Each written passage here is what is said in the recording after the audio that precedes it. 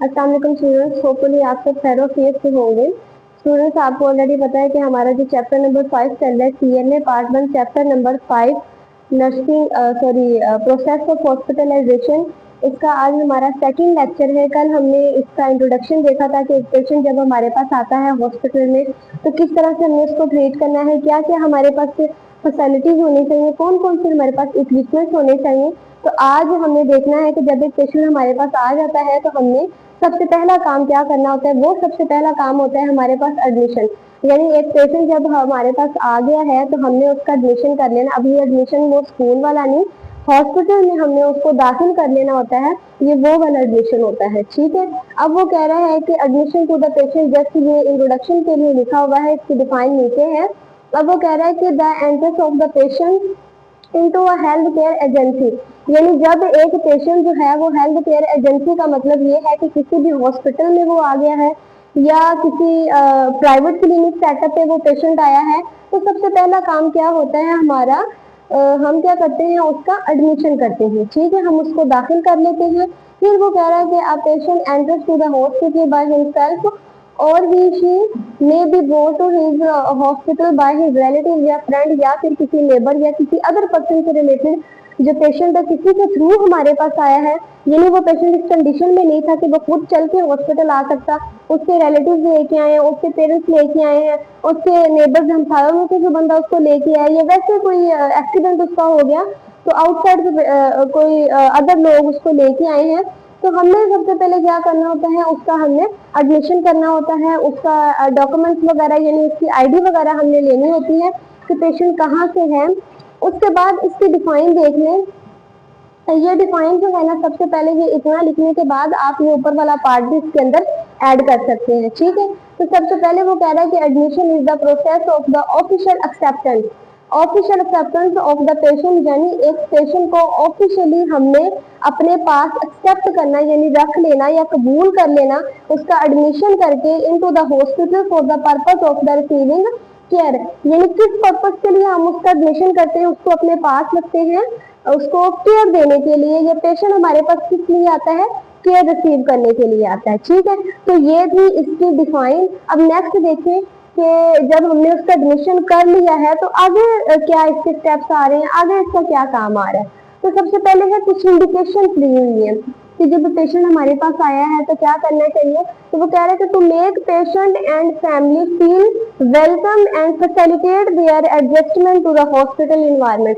यानी जब एक पेशेंट अपनी फैमिली के साथ आया है तो हमें चाहिए कि हम जो है ना वो कुछ उसलूबी के साथ उसका जो है वो वेलकम करें, उसको जो है वो हॉस्पिटल के एनवायरनमेंट के साथ उसको एडजस्ट करवाएं, उसको हॉस्पिटल का विजिट करवा दे। देखिए एक पेशेंट जो है उसने तकरीबन कुछ 10-15 दिन हमारे पास वो दाखिल हो गया है, तो हमें चाहिए ना कि हम उसको जो है ना वो एक परफेक्ट इन्वायरमेंट दें, एक ऐसा इन्वायरमेंट दें कि जिसके अंदर जो है ना वो बिल्कुल एग्जैक्टली फ्री हो के जो पेशेंट जो है ना वो रिलैक्स फील हो के अपना वो रहे। फिर वो कह रहे थे to observe and evaluate the patient condition, यानी पेशेंट जब हमारे पास आ गया है तो हमने क्या करना है, उसकी कंडीशन को एवेलुएट करना है, देखना है, समझना है, उसकी कंडीशन का रिकॉर्ड लेना है। फिर उसके बाद वो कह रहा है कि to institute primary diagnostic measure, यानी हमने जो है ना वो उसको हमारे जो लैब्स वगैरह है, डायग्नोस्टिक मेजर का मतलब ये कि हमारे जो लैब्स वगैरह हो गए हैं उससे भी हमने उसको दिखाना है कि ये लैब है, ये वो सारा सिस्टम है। ठीक है, तो उसके बाद हमारे पास आ रही है एडमिशन की टाइप्स,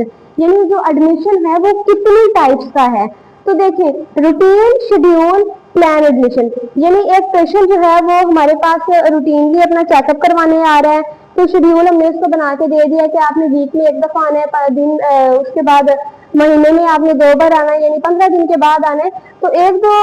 इसकी ये वाली फॉर्म हो गई है। ठीक है, और दूसरी नॉन रूटीन, यानी उसकी रूटीन नहीं है, जस्ट वो इमरजेंसी में वो पेशेंट हमारे पास दाखिल हुआ है, यानी उसकी कंडीशन इस तरह की थी कि वो अनकॉन्शियस पेशेंट था, ब्रीथलेस था, उसकी हालत ठीक नहीं थी, तो वो इमरजेंसी में हमारे पास आया है। तो इन दो सूरतों में जो है ना वो हमें पेशेंट का एडमिशन करना होता है। ठीक है, आगे नेक्स्ट देखें। नेक्स्ट वो कह रहा है कि needs for good reception of the patient. Good reception of the patient का मतलब ये है कि जब एक पेशेंट हमारे पास आया है तो हमने जो है वो उसको एक बेहतरीन माहौल दिया है, यानी जब उसका एंट्रेंस पॉइंट था हमने उसको कुछ स्नूबी से जो है वो वेलकम किया है, तो उसकी आगे देखिए नीड्स क्या है। तो कह रहे कि to prepare the patient both physically and mentally, यानी कि जब एक पेशेंट को आपने अपने पास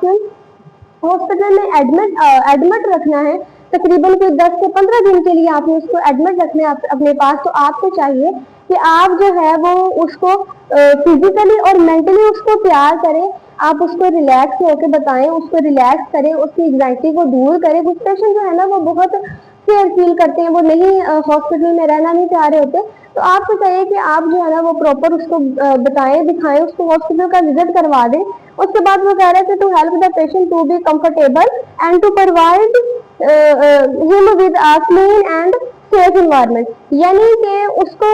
कंफर्टेबल इन्वायरमेंट आप दें, उसको उसकी एंजाइटी को आप दूर कर दें, उसको जो है ना वो अपने एतमाद में लेंगे कि आप जो है कि 10-15 दिन के लिए हमारे पास एडमिट है, तो आप एक सेफ इन्वायरमेंट के अंदर हैं। ठीक हो गया, यानी क्लीन एंड सेफ महफूज इन्वायरमेंट के अंदर हैं आप हमारे पास। ठीक है, to give a good impression of the hospital and its services, यानी आपने अपना जो इंप्रेशन जो है ना वो अपना बिहेवियर जो है वो गुड रखना है, और अपनी फैसिलिटीज अपनी सर्विसेज जो भी आप खिदमात वगैरह उसकी करेंगे तो वो आपने जो है ना वो कोशिश करनी है कि वो बेहतर से बेहतर होनी चाहिए। ठीक है, रिड्यूस एंजाइटी, यानी उसकी बेचैनी, उसकी जो है वो परेशानी वगैरह आपने वो दूर करनी है, आपने उसका अपने एतमाद में ले लेना है। As soon as the patient comes to the ward receive his relative and his friend, यानी कि जब एक पेशेंट आपके पास जो है ना वो किसी रिलेटिव या फ्रेंड के थ्रू आपके पास वार्ड में रिसीव हुआ है, तो आपने तब भी जो है ना वो पेशेंट को वो बड़ा अच्छे से ट्रीट करना है, उसको गुड इन्वायरमेंट देना है, और उसको जो है ना वो उसका डर दूर करना है। क्योंकि मोस्टली ये होता है कि पेशेंट जो है ना वो एक तो वो पहले अनकॉन्शियस कंडीशन में होते हैं, ऊपर से वो हॉस्पिटल के अमले को देख के, डॉक्टर्स को देख के वो बड़ा ही में डर सा जाते हैं। ठीक है, तो इस तरह से जो है ना ये हमारी ही रिस्पॉन्सिबिलिटी होती है कि हमने पेशेंट को जो है ना वो अपने एतमाद में लेना। जब एक पेशेंट जो है ना वो आपके एतमाद में आ गया है, उसको आप पे यकीन है, वो ट्रस्टफुल हो गया है, तो वो जो है ना वो कंप्लीट अपना जो है ना वो चेकअप करवाएगा। ठीक है, तो ये छोटा सा हमारा लेक्चर था एडमिशन के हवाले से कि किस तरह से एक पेशेंट हमारे पास आया, हमें उसका एडमिशन करना है, क्या क्या इंस्ट्रक्शन है, कितने टाइप का एडमिशन होता है, और किस तरह से जो है उसको फैसिलिटेट करना है। तो होपफुली आपको जो है वो आज का लेक्चर समझ में आया है। बहुत शुक्रिया जज़ाकल्लाह।